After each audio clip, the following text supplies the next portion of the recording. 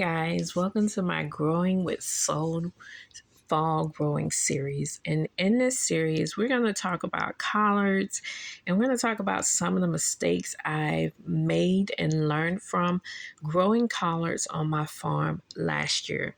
Collards is a great crop to grow in the summer months in Central Florida, in warmer climates because it can tolerate the heat as well as cooler weather. So last year on the farm, I actually started my collards too late in the season. And the reason is I have a grasshopper infestation throughout the summer months on the farm. And being new to my land, I didn't know how to navigate around growing on the farm and being able to not have to use chemicals or sprays to protect my crops from the grasshoppers. I am organic. I'm all about natural ways. So, as the month started progressing, I started experimenting with purchasing row covers, and I planted out not Georgia, but Florida mustards. Planted them under the row covers, and they did absolutely amazing.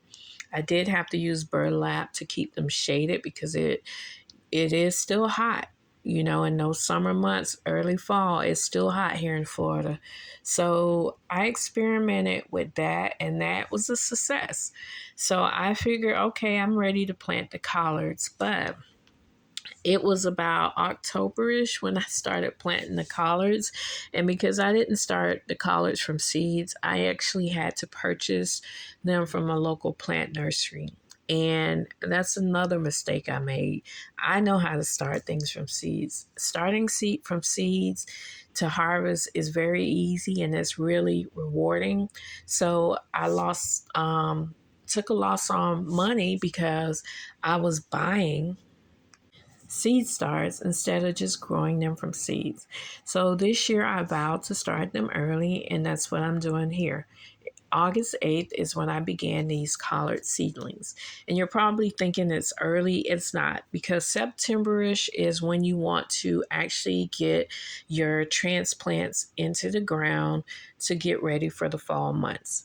Because we're still going to have grasshoppers lingering around throughout those months, slowly but surely, they'll still be there. I will have to use row covers. So row covers is your friend as far as protecting them.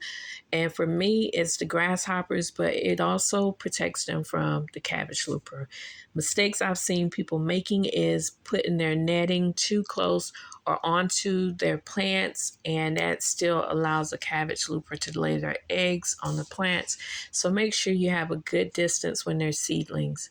So another mistake I made was planting them too close together. My spacing was horrible. I planted two next to each other when they should be 18 and 24 inches apart.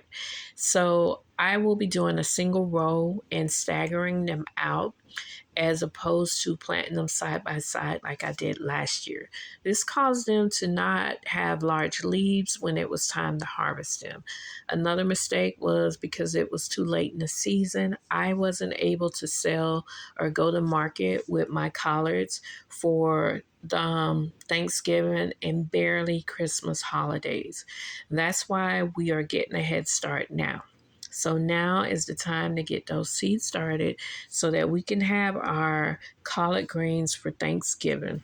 If you want to stay up to date on how I grow from seed to harvest on my farm, Soul Botanical Farms, then please hit the like button and subscribe so that you can stay up to date on how I grow from seed to harvest on my micro farm.